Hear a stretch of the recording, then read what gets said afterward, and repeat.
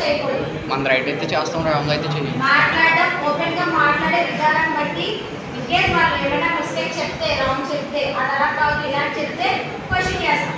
లేదంటే మనం కరెక్ట్గా చెప్తే క్వశ్చన్ అది చేయం కదండి. ఇంకేం రైట్స్ ఉంటాయి?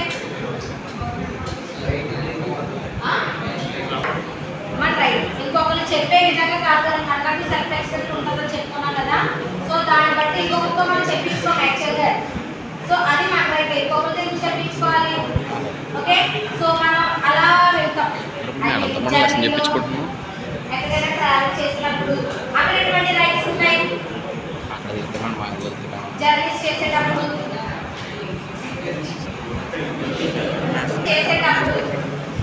బాయ్స్ ఒక సైడ్, గర్ల్స్ సైడ్ ఎవరైనా బాయ్స్ కూర్చున్నారనుకోండి, అక్కడ మనం ఏం చెప్తాం? పెద్దవాళ్ళు ఉంటారు, ఎడ్యుకేటెడ్, మనం కొంచెం పాయింట్స్. ఇది గర్ల్స్ కూర్చున్నారు కదా, ఫస్ట్ ప్రయారిటీ వాళ్ళకి కదండి ఇస్తారు. అవునా? ఫస్ట్ ప్రయారిటీ వాళ్ళకి ఇవ్వాలి యాక్చువల్గా చెప్పాలంటే. లేడీస్ ఫస్ట్ కదా. సో ఆ పాయింట్ కూడా మనం రైట్ ఓన్గా కూడా చెప్పవచ్చు.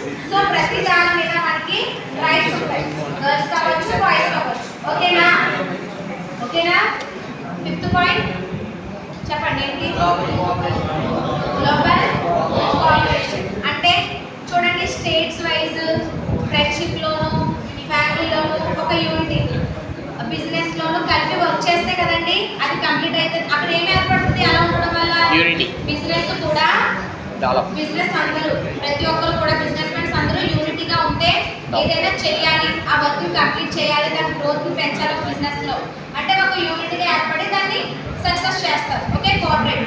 నెక్స్ట్ ఇంకేంటి? స్టేట్స్ ఏమైనా చేయాలంటే ఫైట్స్ అవి చేయాలి అన్నప్పుడు కూడా కలిస్తే, స్టేట్స్ అవి అన్ని కలిస్తే చక్కగా అది సక్సెస్ అవుతుంది. ఇంకా హ్యూమన్స్గా మన అందరూ కలిపి ఏదైనా ఒకటి చేయాలి, ప్రాజెక్ట్ చేయాలి. ఫర్ ఎగ్జాంపుల్ డ్యాన్సే చేయాలి ఏదైనా ఫెస్ట్ వస్తున్నప్పుడు, అప్పుడు సింగిల్గా పర్ఫార్మెన్స్ కాదు ఒక గ్రూప్గా చేయాలని అనుకున్నాం. అందరూ కోఆపరేట్ చేస్తున్నది అవుతుంది.